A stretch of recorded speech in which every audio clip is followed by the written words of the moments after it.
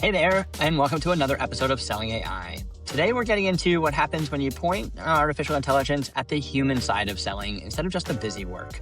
My guest, Gary Sinderbrand, founder of Arcamatch and creator of the Rainmaker App, is here to talk about how you can prospect better by understanding what personality types fit best with the personality type that you can service. He spent 35 years in wealth management. He was one of the youngest $1 million producers in Merrill Lynch. And he co-built their training program that shaped more than 10,000 financial advisors. Here's what makes it interesting. Gary took the Carl Jung archetypes and fed them into an LLM. That's probably minimizing it a bit, spent a lot of time feeding it into an LLM. But he ran a research project with across 150 plus professions alongside Duke and built a tool that he thinks could take the outreach response rates from like 3% to north of 30%. So we're going to dive into how you score psychological fit before that first conversation, why a rep's existing network kind of beat any cold list, and really his contrarian take on how you could find the right prospects to work with to win more work and make work more fulfilling. All right, let's get into it. Gary, thank you so much for being on the show today. Warren, pleasure to be here. Thanks for having me. Awesome. Well, listen, let's start with your career arc. 35 years in wealth management. That's a ton. Give us the shorter version of that journey. And then what was the through line that pulled you from coaching advisors into building software for them? God, it's a great question. Sometimes I will try and look back and connect the dots. And I realized there was really no plan to do that. Where I wake up every day is, I would say, a bit of a surprise. The good news is I wake up wondering what I'm going to learn today. And I always approached it that way, understanding that the older I would get, I had to acknowledge the less I knew. So for me, even from the outset in my career, it didn't become a task of finding answers, much more so posing the right questions and constantly questioning what I was doing. So when I started in wealth management, I went through 6 interviews with Merrill Lynch. They hired me at age 23, I believe, telling me that I had basically no chance to make it, but I kept passing all their screening interviews, so they were going to give me 6 months or so. 1 year in, I was ready to quit because anyone that gave me their money, I gave them back less because I was trying all sorts of crazy things to make that work and realized very quickly I didn't want to live my life that way.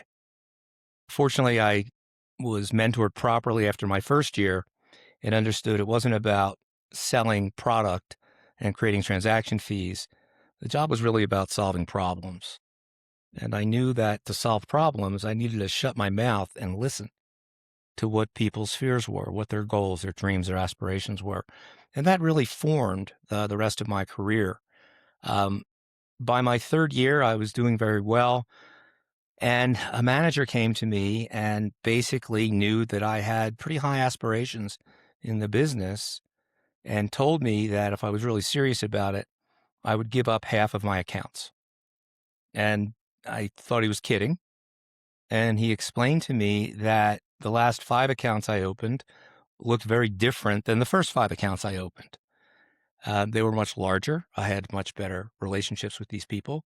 And if I wanted that trend to continue, I had to be able to understand that not everyone I would talk to would basically follow my guidance or advice or even listen to what I had to say. And rather than trying to force someone or selling them anything, I should spend more time finding people that look like people I already enjoyed dealing with. So he made me a bit of a bet, which we both ended up winning. I gave him half the accounts I was covering for redistribution, and the following year I came close to doubling my productivity with far less relationships than I had before. And that was the first time I recognized that in financial advisory, you have a choice of who you're going to deal with. It shouldn't just be someone that agrees to deal with you. It should be someone you feel as an advisor that A, you can help, and B, is going to follow your guidance, and you're willing to make yourself responsible for that outcome. As a result of that, I was able to grow my practice pretty dramatically and with a focus on the top clients across the board. Several years later, I was complaining to the director of training that I thought the training was completely inadequate for where the firm said they wanted to go. This was prior to financial planning. This was prior to working for fees instead of commissions. You could still do that stuff, but it wasn't the main focus. So I was asked, well, you think you can do something better? Why don't you put a pilot together? We'll test it out. So we came back to him, and with one other fellow, we put a pilot together. We tested it on 50 advisors. We did a control group of 50 similar advisors that did not go through the program. And 3 months later, they came back to us and said, this stuff really works. It was analyzed by McKinsey, and we'd like to know how much time you can give us to make this a reality. So for the next 10 years or so, myself and one other gentleman named Bob Payne spent half our time as producers managing other people's money, and the other half working with financial advisors, many of whom were senior to us and were making a lot more money than us. And we went and explained how we were following this very specific process, how it was all outcomes based. We had a lot of disciplines around it. But most importantly, you couldn't do it for 400 different people. Since the top 100 in your book were giving you most of your business anyway, that's where your focus had to be. So became successful in teaching that program, teaching that process, while at the same time maintaining a relatively small book of business as far as households go that had ever increasing amounts of net worth. And I found that the better aligned I was, the more I serviced these people, the better I got to know them, the more they would offer unsolicited referrals and bring me any funds that they had. So I never had to make a cold call. So this whole concept of, if I want to have a perfect book of business, a perfect set of clients, could I define what those parameters looked like? And the answer is, yeah, I could. So I didn't realize at the time that there were ways to actually quantify that.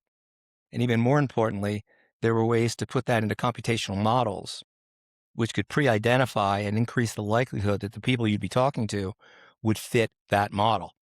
It was just pie in the sky. So fast forward, I'm spending the next 3 or 4 decades. I'm in production. I worked primarily at Merrill and then UBS Private Wealth in New York City. But the parameters were still the same. Everything worked the same.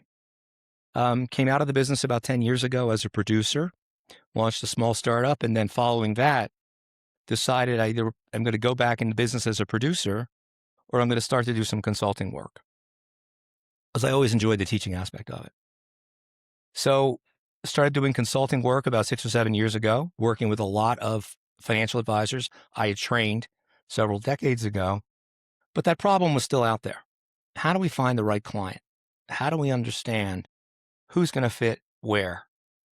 And then maybe 2 years ago, I started to think maybe I'm looking at this incorrectly. Maybe it's not finding the right prospective client.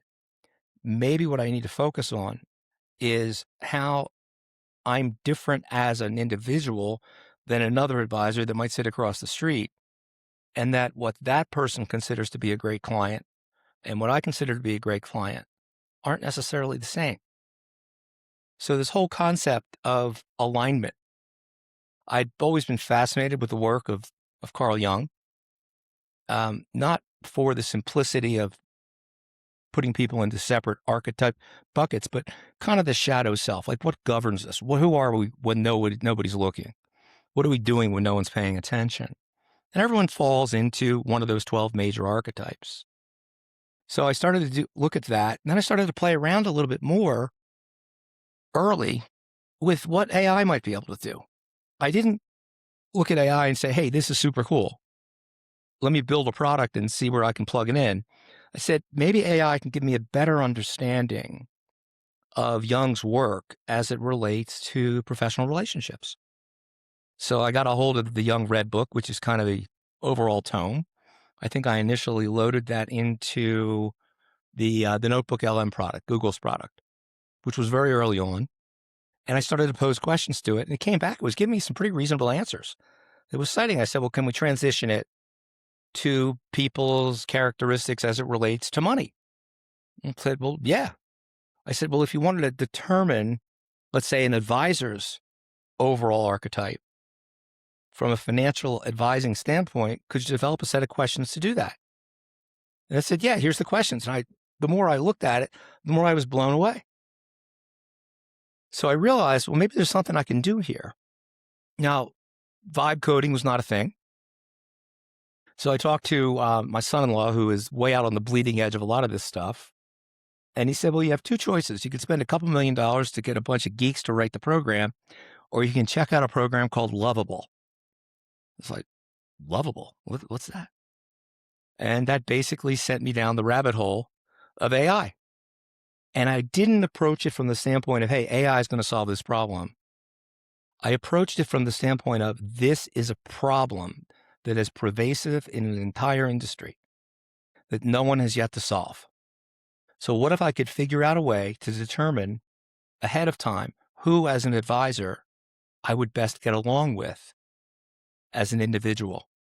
And that led to a series of discoveries, tests, and things that came back that basically allowed me to not eliminate the risk of soliciting an unknown prospect, but to approach that prospect with knowledge about that person at a far deeper level than I ever would have been able to do before.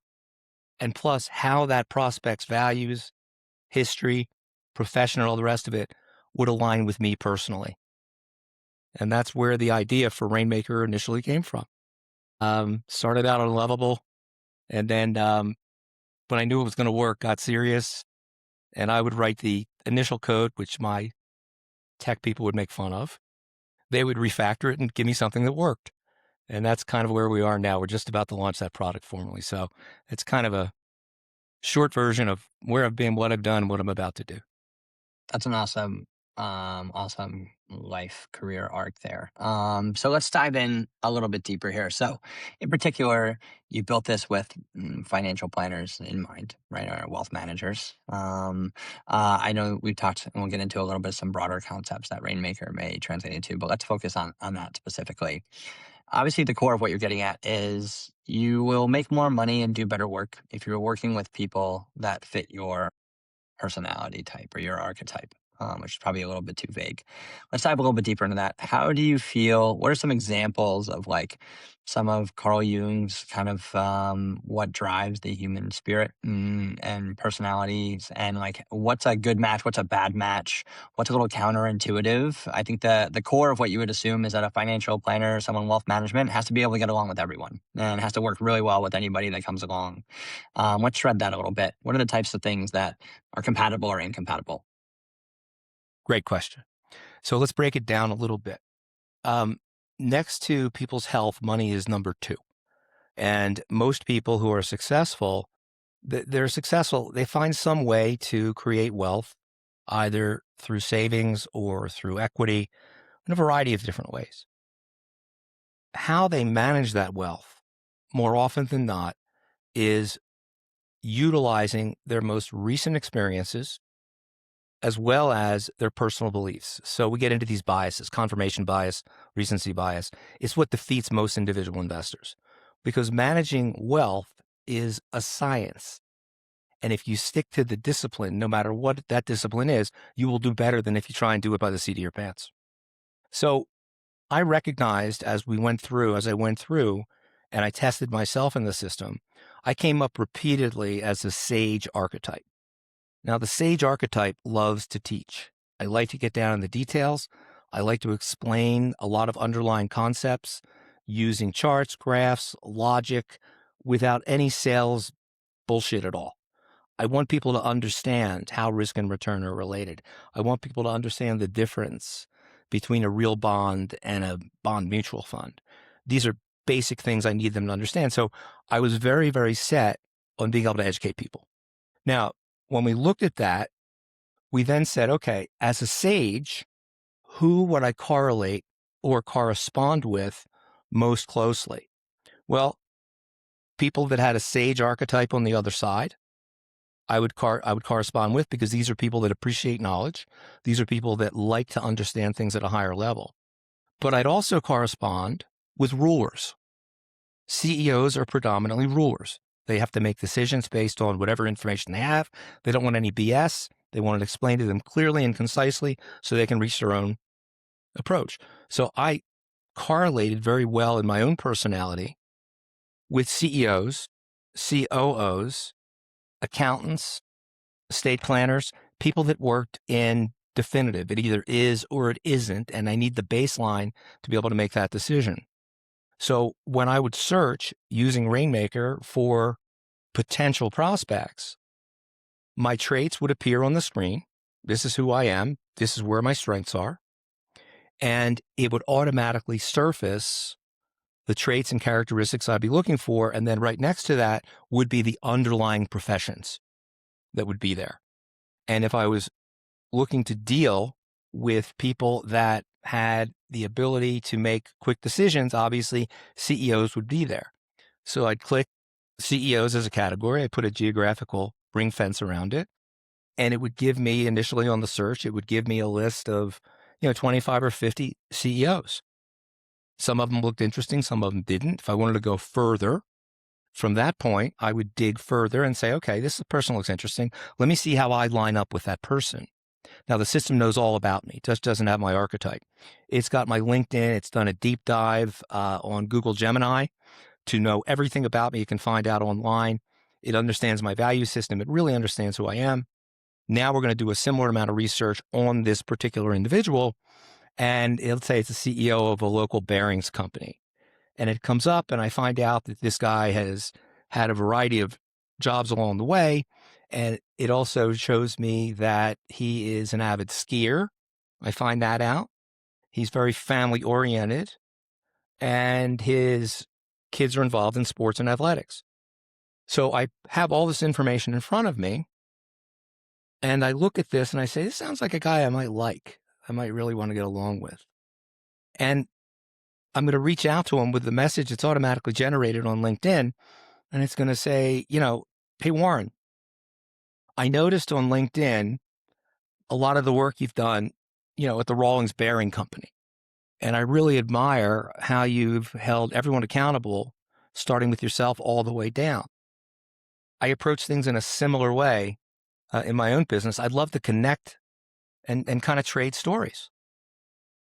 Would you like to? Something like that. And all of a sudden, instead of a 3% response rate, we're getting connection rates in the 30 to 40% on that initial cold connection.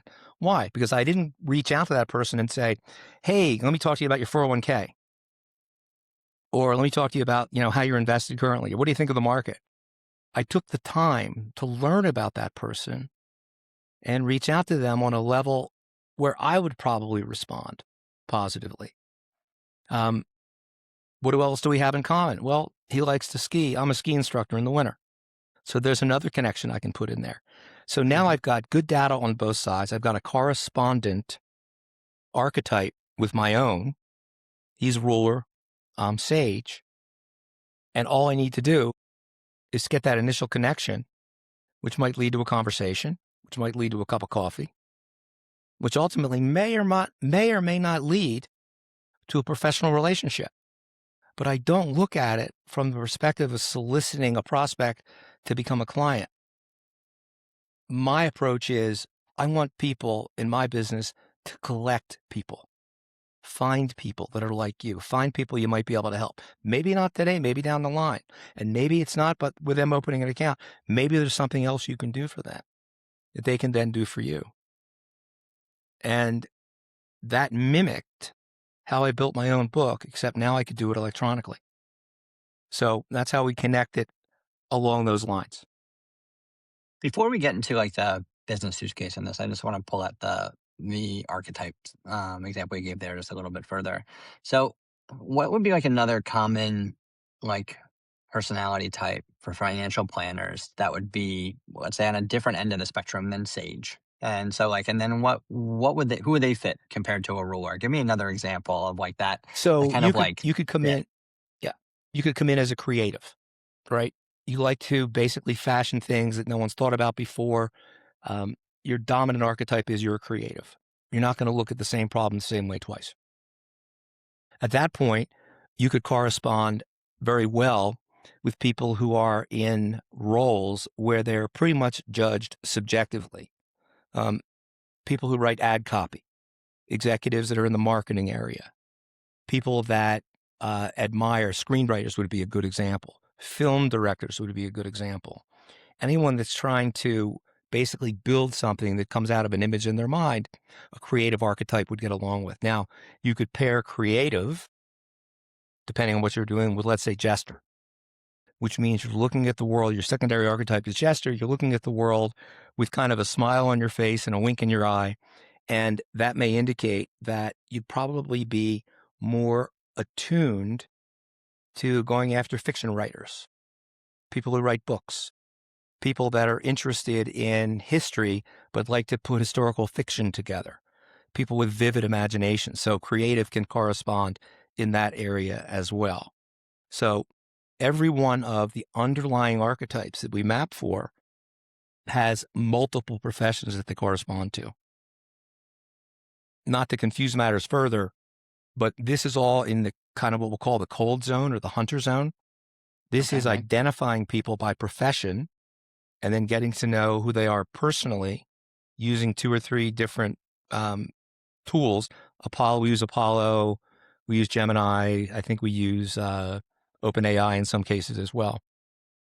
But we also have the ability to take a client that you currently have that you love. They're the perfect client.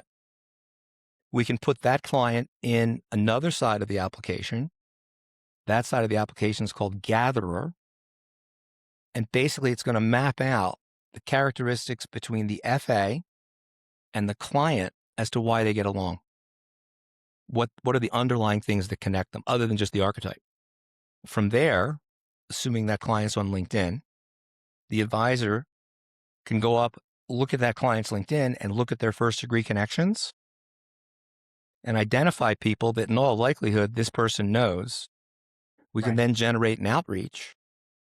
And you're one of my better clients. And the outreach is, hey, Warren, I notice you're connected to, Joe, Sharon, and Tony. These look like people I'd really get along with. May I use your name as a reference when I reach out? Mm-hmm. Now, you and I have had a great relationship. What's your response going to be when I ask you for permission? Of course. Yeah. Be happy to That's introduce it. you directly. Yeah. That's known. I'm not asking you to do any work. All I want is your permission to use your name as a reference. Now I've got 3 warm introductions. On cold intros, using the hunter side of the equation, response rates are around 30%. On warm introductions, they're closer to 60. So anyone with a book, they can identify who their best client is, look at their LinkedIn connections, get permission. We do the outreach. We write that for you. You've got all the data on those people first because you've researched them. And you see, it's almost like a dossier. And it looks, this guy looks like somebody I would like, somebody I could help. I want to reach out to him. But first, I'm going to use and get Warren's name to act as a reference. So here we're using alignment, but we're using it from the back end. We already know we get along with that particular client that we're soliciting. Right. So it's a completely different way to build a practice.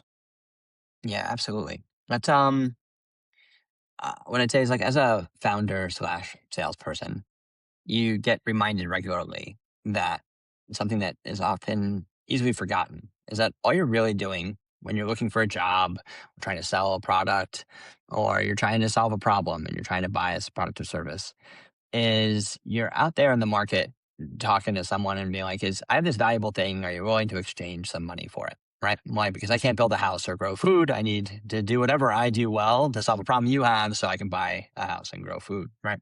So, like, what I end up doing what you do from a sales standpoint is you solve a problem and then you look for personas, job titles of people that are likely to have that problem. And that's all sales is, right? If you do that well, you solve a problem well, and you figure out who has the problem. That's how you narrow that market down. What's interesting is that you're taking an additional narrowing cycle, right? And that, like, we say this all the time, but we don't. It's more lip service than anything. Is people buy from people that they like, right? So, like, and most of the time that like is subconscious. Most of the time, judgment's made quickly, probably too quickly sometimes, because all you have is a conference call to figure that out. But, like, sales and marketing almost completely ignore that interrelationship part along the way. And like I find it interesting that like it's an additional slice, and it's a slice that we could take.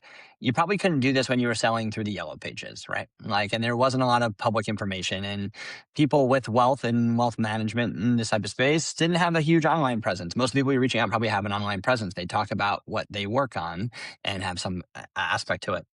What I really like about this again is that like AI is kind of like helping illuminate the human relationship in a way that hasn't been done before. Secondarily, you create like an environment of people you like to work with, right? Like what better than having like liking half of your clients from a personal perspective to liking all of your clients from a personal perspective. It's really fascinating. Talk about the inputs. Let's say I'm your client. How would you figure out what archetype I was? What are the inputs there? Do you use something deeper than you would when I'm doing outreach? So the first thing I would do if you were my client from being an advisor or a potential The investor. Rainmaker app, the Rainmaker side. Okay. So if you're Yeah. going to use Rainmaker app, the first thing you're going to do Yep. when you come up is you're going to answer a series of questions. And each of those questions has 12 possible answers. And you can select a primary answer and a secondary answer. And a lot of them are pretty close. A lot of them are subjective in nature. You're really going to have to think through how you want to answer them. Each of those individual answers gets scored on a matrix. Depending on the overall score, each question attaches to one of the 12 underlying archetypes. So you answer all 13 of these questions, we end up with 144 possible combinations of primary and secondary archetype. Once those questions are answered, we ask you to give us your LinkedIn so we can take a look at that. And just as a side note, what we will do is after we run your full profile, we'll look at your LinkedIn and we'll say, your LinkedIn says the following. We think using this language probably expresses who you are a lot better. So we'll rewrite the LinkedIn for you. If you want to copy and paste, that's up to you. Now, from there, we'll ask another 14 or 15 questions about outside interests. What do you do when you're not thinking about being an advisor? What are you involved in? Were you in the military? Yes or no? What sports are you involved in? Do you travel? If so, where do you like to go? So we're developing this entire dossier on you as a financial advisor because downstream we're looking to be able to connect that to other points that we might find in clients you're looking for. At the end of it, the first page is going to come up is it's going to give you the results of that testing. And it's going to give you kind of a brief document that says, all right, you're testing initially as everyman. Secondarily, you're testing as creative. So that's your dominant archetype. And then based on what you've told us, if you expand it, there will be a variety of things that talk about and describe how the system perceives you. These are things we think you're really good at. And in the list, we think you're really good at presenting. We think you're really easy to talk to.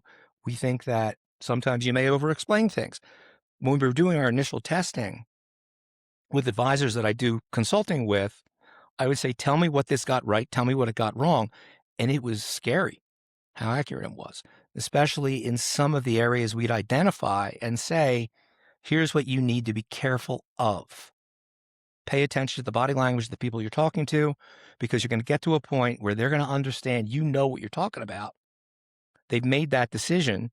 They don't need to pass a test on the subject matter because they now trust you. Be aware of that. And a lot of FAs would go, yeah, I get too long. I over-explain. So we'll get all that out there and you'll see exactly who you are. From there, we plot your traits, trustworthiness, ability to communicate. There's 5 or 6 different traits that we plot. We then say, okay, let's go find somebody that fits with you. You hit the prospect column. From there, you put a location in that you want to go after. And we give you, let's say, based on your traits, there might be 4 or 5 rows. In each row, there might be 6 or 7 professions that correlate with the traits we've identified for those underlying archetypes. You can switch them on and switch them off. Let's say you only want to go after CMOs, chief marketing officers at web-based companies. Well, we can skinny that down. That's all you're going to see. Then the names start to come up, and then you decide who you want to dive deeper and deeper on. You go through alignment and then messaging, and you then copy and paste and reach out to try and make that happen from there. Great. Let's talk about how does this type of like personality matching. Apologies, I'm grasping for a different set of terms than I've used. How does it kind of manifest itself once you landed the client? I know you're focused on the hunting or gathering part of the aspect. What's the continual usage? How do I continue to make myself a better thought partner for my client? So on.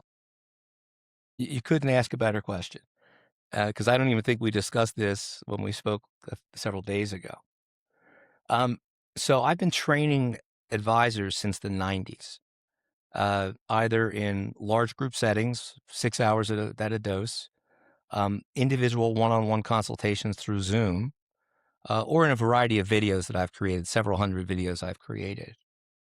So I realized that this stuff was completely disorganized. It was everywhere. And it was voluminous. And to try and organize it and make something out of it, I thought was pretty impossible until I started to educate myself on the use of how a RAG would work. So get a little bit geeky here because I didn't know any of this stuff 2 years ago. So when you ask ChatGPT or Anthropic a question, it knows everything and it tells you nothing. It scours the world in their large language model. All information is there and it tries to give you an answer that's germane to what you do. But if you want something that's somewhat specialized and contained, you want to be asking that resource a question that's within the boundaries of what it knows, so it doesn't go wander off left and right and give you a bunch of stuff that's useless. So I thought, well, that's pretty interesting. So I started to take, I think, 200 or 300 hours of Zoom calls that I'd recorded. And those Zoom calls were the actual application of the things I trained being fed back to me by the advisors that I've trained and hired me as consultant. So it was, hey, I told you to do this. What happened? How'd it work out? Boom. And these Zoom calls would take place over periods of time. So I was able, using AI, to transcribe every single Zoom call initially. Took a while. They were all transcribed into this giant mass of continuous text that made no sense whatsoever. From there, and I used Claude Cowork to do this because Cowork can wander all over your computer. And I said, here's what I want to do. I'd like to create a resource where I can pose a question and get an answer that would sound a lot like the answer that I would give if the question were being posed to me directly. And it walked me through everything I needed to do, including a voice clone on 11 Labs, which sounds more like me than I do. So we built something called Ask Archie. And Ask Archie is a companion program which answers that question. It's like, okay, I got the fish, to use a fishing metaphor. The fish came up, looked at my fly. It took my fly. What do I do now? Right? Okay. How do I play this fish and not kill it or whatever it might be? And I started to ask it questions and it would respond in 1, 3, or 5 minute live coaching using my name, knowing my archetype and explaining exactly what to do, what to say, and how to measure it. And then whether or not I was going to hold myself accountable. And every time I would go back up and hit Ask Archie, it knew everything I'd done before and it never forgets. So it's an ongoing memory bank of questions, which would coach me through the entire relationship. Now, what makes this different is, and RAG is just retrieval, augment, and generate. We're working in a closed unit where the tech is not nearly as important as the content. And I had massive amounts of content. Disorganized, yep. But the AI was able, and again, I don't know how far down the tech rabbit hole we want to go, but it was able to basically reorganize it into chunks where we could do a vector search and pull a piece here, a piece there, and a piece there. And the answers that came back oftentimes were better than I would have given myself because I forgot what I said 12 years ago on a Zoom call. Yeah, right. And it would pull something out and it blew me away. When I demoed it to some senior execs at one of the largest wealth management firms. Um, the exec looked at it and basically said, I've been dreaming about something like this for 6 years. Now, even though they have the money and the tech to build it, and this is important, if you don't have the content, the underlying intellectual capital, all you're doing is building a shiny toy. So Ask Archie will be a companion right alongside Rainmaker. Now, the other thing that's interesting about this is when we filed our patent, the patent was filed identifying and engaging a professional prospect. Wasn't necessarily plugged into what we're doing here. And what makes it unique and less obvious is that we're using psychological alignment as our primary vector, as opposed to what's not patentable, which is, 2 + 2 = 4. Mm-hmm. When I started to look at what this could do, I realized that this Ask Archie container has 40 years of experience. But a lot of that experience ended up as wisdom. So to me, wisdom is the ability to have the experience and reflect back on it. And as you have more experiences and more reflection, you become more wise. Not just my experiences, but the experiences I've shared with hundreds and hundreds of other advisors. The more this thing interacts, the smarter it gets, but it only gets smarter for that user. So if Right. you're the FA and you're the client, you're having an extended conversation with me, and it will evolve. It will get Mm-hmm. smarter as we go, and it will hold you accountable. So once I plugged that part in and understood how I wanted to do that, that started to give me this concept of creating an advisor operating system from inception all the way through ongoing care. How we're treating the data inside the RAG, the ingestion is portable. Take any expert, if they've got sufficient content in any form, we can replicate their expertise in a personal way to any user. So Archie's got a lot of possibilities beyond just what we're doing with it. That's awesome. That's a really good segue, maybe to my last question. Let's fast forward 3 to 4 years now. You developed your tech further. LLMs have probably evolved to be somewhere between 50% to 100% better than they are right now until they kind of level off along the way. What do you think might be possible with this type of like, let's say, like personality matching, who you work well with, prospecting, client management, coaching kind of paradigm that we've kind of combined here? What do you think might be possible that just wasn't even really fathomable 2, 3 years ago?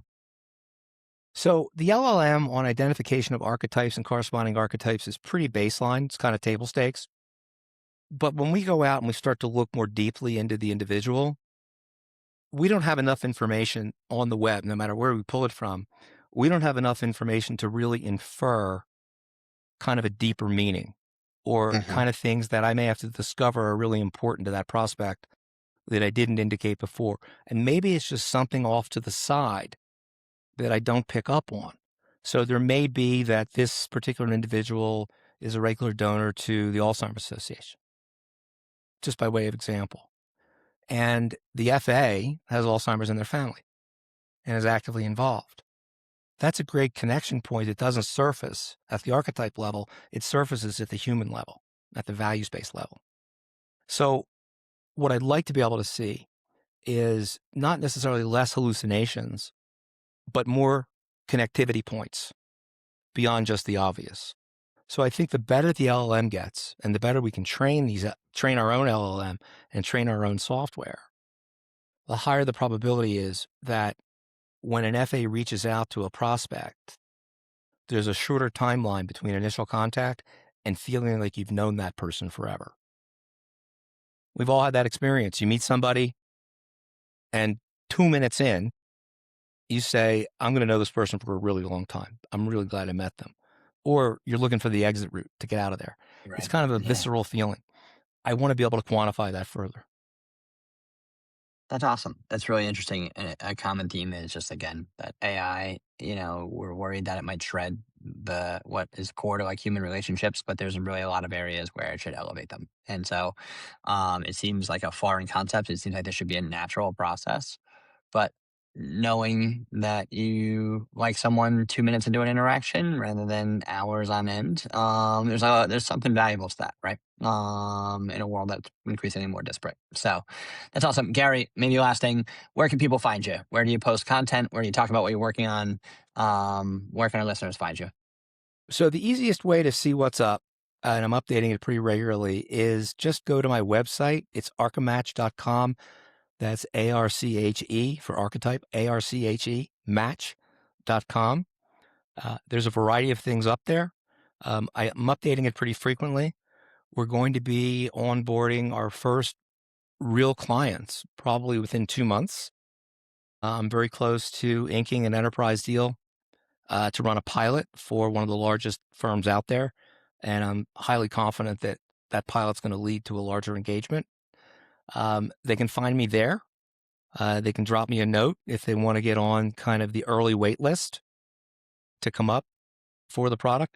I would say we're probably within a month to 6 weeks of buttoning it up and taking it from beta version 0.08 to version 1, which I'm pretty excited about. We're working very hard to find all the little nuances with our test guys where we can button things up. But archematch.com is the best way to go. You can also find me on LinkedIn, just under my name. Awesome. And in case you didn't want to plug it, I believe you host your own podcast. What's it called and what do you talk about? So that's a completely different deal, but thank you for mentioning it. I built my book by listening to other people's stories because I found a couple things. When people give you the opportunity, when you give people the opportunity to tell you their story, there is a natural affinity for the listener. So I cooked up this idea of everybody's somebody else before they become the person that everybody knows. And there's always a story there. And there's lots of life lessons there. So I came up with this idea that if the public only knew ... what the backstory might be on the guy that invented Love Pop, which are greeting cards, or Love Sack, which is furniture, or came up with the concept of Zico coconut water and what they were able to do there. How did they come up with that idea? What did they do?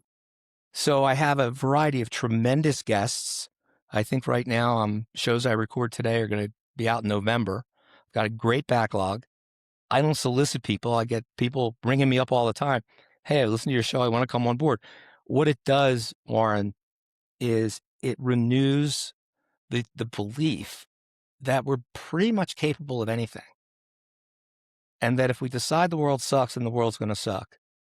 If we decide that there are things out there that we have yet to discover and all things are possible, if they matter enough to us, this is the podcast you want to listen to because those are the people I have on. So I'm really enjoying it. So it's called If the Public Only Knew. They can get it on Spotify. They can get it on Apple Podcasts and all the rest of it. And so far, I'm told it's doing really well. I've got a lot of listeners and a lot of downloads. I don't pay attention to it. I'm doing 2 later today. And I'll make this a formal invitation. I'd love to have you join. Love to have you on. I'd love to be on and hear your story. I really appreciate love the perspective, and everyone should listen. It's a great perspective. I think my core takeaway, I think about this all the time. People often forget that their current state is not their final state. Honestly, like most of the time you go through several major life transformations along the way, and it always seems like whatever you're doing now is what you're going to be doing forever. And it's really not true. Changes wildly. I imagine you thought you might be retired sipping coconut water somewhere, and now you're building AI applications. There's no way 5 years ago this is what you were thinking about doing. So things evolve quick and means that you could always change what you don't like about what's going on right now. So that's a great perspective. And so I appreciate taking the time, and our listeners should listen in. Warren, really a pleasure to talk to you. Thank you so much. Same here. Looking forward to seeing how that launch goes. Great deal. Thanks, buddy. Take care.